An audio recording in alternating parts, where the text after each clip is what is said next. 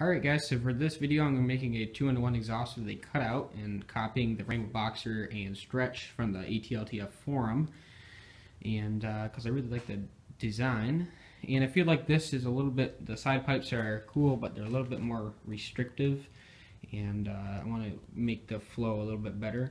And another big thing was that when these are kicking out like that and it goes underwater, then water pretty much goes everywhere, like it's ending up on the hood and all over me and whatever, and just wasn't really all that pleasant.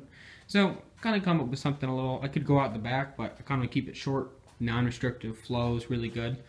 And I live in town, so I feel like making a cutout would be awesome for going out, goofing around, testing here, because I've always had this thing really loud, wide open. Doesn't really make for a very long run time, so. And then I can just open it up on the trail when I'm out at my camp, where most of the videos, running videos are. And so I'm going to get going on this here. I got some spare pipe. I'm going to be using cutting some of this stuff up. Got some spare pipe, some handlebars. I'm going to be using the bends. Those are really nice to use the bends out of that. And then I got some push mower mufflers. I got a choke cable from a Sears Suburban in the junkyard. I got a butterfly from a carb. I'll have to cut this down a hair, but this will work pretty good. This came out of a 70s twin single barrel carb. And then this is an arm with a little cable stop on it because I broke this one when I was trying to take the screw out. So I'm going to have to weld this arm to that arm, not a big deal.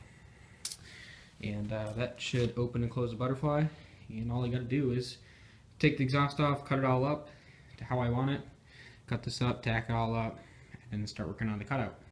Alright, so here's the header. At least took the original piece and just cut it underneath there, and then took this and all modified it up. That runs underneath there. And it's pretty clean too. It looks pretty good. The second one flows pretty good. The second one's a little bit smaller pipe, but it works good for what it is. I have it sneaking in between the foot pedal, just like before, because it saves on ground clearance. So yeah, you get a pretty good view of that. And next is to build like a flange off this to the next part, and then have that be able to like clamp on and off, because I want to be able to remove this part here, take that off, and then I can slide the header off. But it came out pretty good. It's pretty tucked up in there. Just had to cut a little bit out here, probably throw in a support underneath to keep this footboard still going good. I'll end up blocking this off, and same on the other side. I'll just take some sheet metal and make it look like it was never there, make it look less hacked. So yeah, that's pretty much the header, and time to start working on the silencer stuff. Alright guys, so underneath the tractor here you can see the muffler is all tucked away under the footboard here, and you can see where this part clamps on to the collector part of the 2-in-1, so that kind of separates, and you get more into depth. You can see what I was saying about the cutout here, and the cutout sticks lower than everything else because of the butterfly and stuff inside.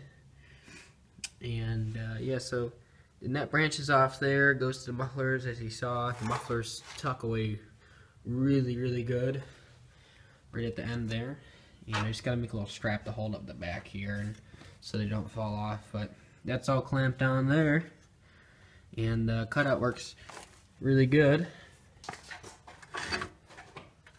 So yeah, that's the cutout there. And obviously it works pretty good, so now it's time to test this puppy out.